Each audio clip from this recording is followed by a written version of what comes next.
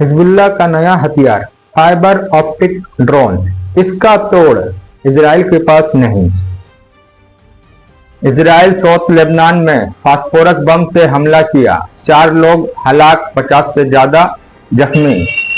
गज्जा में बच्चे मजबूरी के तहत कर रहे हैं मजदूरों वाली काम, बच्चों के सेहत पर पड़ रहा है बुरा असर। गज्जा में इजराइल पानी की रसाई को वीपन्स के तौर पर इस्तेमाल कर रहा है। यूएई ओपेक और ओपेक प्लस से खुद को बाहर किया, 1 मई से शर्तें होंगे लागू। दोस्तों आदाब, मैं मोहम्मद फैजान, मैं आपके लिए लेकर आया हूं मिडिल ईस्ट से अपडेटिंग खबरें। तो चलते हैं खबरों की तरफ। हिजबुल्लाह ने नए फाइबर ऑप्टिक ड्रोन का इस्तेमाल शुरू कर दिया है, जो इजराइल के डिफेंस सिस्टम को फेल कर रहा है। ये ड्रोन्स केबल के जरिए कंट्रोल होता है, इसलिए इन्हें जाम करना या रडार से पकड़ना मुश्किल है।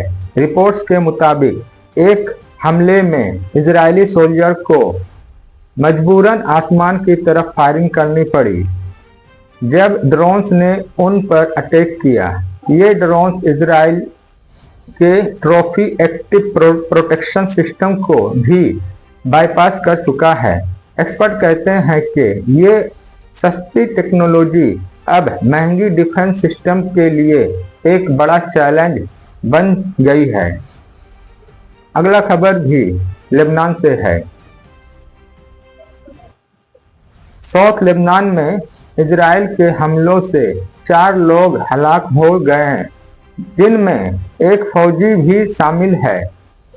मुख्तलिफ इलाकों में एयर स्ट्राइक और शेलिंग जारी है। दूसरी तरफ हिजबुल्लाह ने रॉकेट्स और ड्रोन से जवाब दिया, जिसमें एक इजरायली सोल्जर जख्मी हुए। रेस्क्यू के दौरान 3 वर्कर्स भी जान से गए। सूरत हाल अभी भी टेंस है। अगला खबर यूनाइटेड अरब एमिरेट्स से है।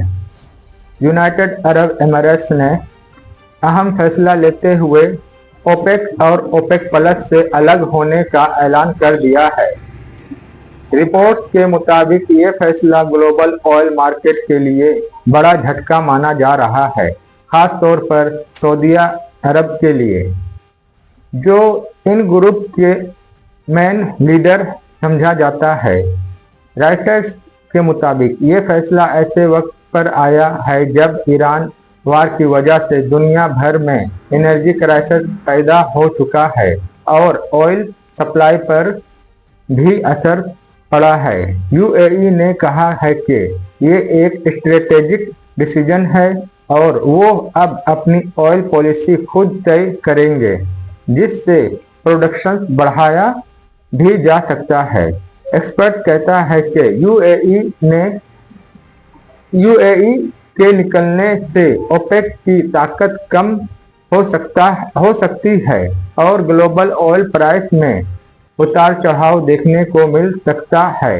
ये फैसला 1 मई 2026 से इफेक्टिव होंगे। अब सवाल है कि ओपेक क्या है। ओपेक का मतलब है organization of petroleum exporting countries. ये ऑयल बनाने वाले कुछ कंट्रीज का ग्रुप है, जैसे सऊदी अरब, इराक, यूएई वगैरह। इनका काम होता है मिलकर डिसाइड करना कि कितना ऑयल मार्केट में भेजना है ताकि ऑयल की प्राइस कंट्रोल में रहे। उसी तरह ओपेक प्लस भी ओपेक का बड़ा वर्जन है। इसमें ओपेक के कंट्रीज के साथ कुछ और बड़े ऑयल प्रोड्यूसर भी शामिल होते हैं, जैसे रसिया। ये सब मिलकर ऑयल प्रोडक्शन के बारे में डिसीजन लेते हैं। दोस्तों, वीडियो पसंद आए तो लाइक कर दें। आपकी लाइक की मुझे सख्त ज़रूरत है। ईरान और अमेरिका इजराइल जंग के हवाले से आज की ताज़ा अपडेट सामने आ रही है। ईरान की आर्मी ने कहा है कि अभी तक मुल्क वार सिचुएशन में है, खास तौर पर स्ट्रेट ऑफ हॉर्मुज का मसला अभी तक हल नहीं हुआ और शौक में सबसे बड़ा रुकावट बना हुआ है। इसी दौरान गल्फ मुल्कों के लीडर्स का एक अहम मीटिंग सऊदी अरब के शहर जिद्दा में हुआ है। इस मीटिंग में गल्फ कोऑपरेशन काउंसिल के तमाम बड़े लीडर्स शामिल हुए, जहां उनका इस्तकबाल सऊदी क्राउन प्रिंस मोहम्मद बिन सलमान ने किया। मीटिंग का मकसद रीजन की सूरत हाल पर बात करना और जंग के बाद अमन और स्टेबिलिटी के लिए मिलकर स्ट्रेटेजी बनाना था। सब मुल्क मिलकर डिप्लोमेटिक हल निकालना चाहते हैं। इसके साथ ही स्ट्रेट ऑफ हॉर्मुज दोबारा खोलने पर भी जोर दिया गया। रिपोर्ट्स के मुताबिक गल्फ मुल्क नहीं चाहते कि ये कॉन्फ्लिक्ट लंबा चले या दोबारा भड़के, बल्कि वो परमानेंट अमन चाहते हैं। एक और रिपोर्ट के मुताबिक अमेरिका के पास जंग के दौरान मिसाइल और एमुनिशन काफी हद तक कम हो चुका है, जिससे मिलिट्री प्लानर्स में तशवीश पैदा हो गई है। पब्लिक लेवल पर भी ट्रंप की पॉपुलैरिटी कम हो रही है, जिसका सबब महंगाई और ईरान जंग को बताया जा रहा है।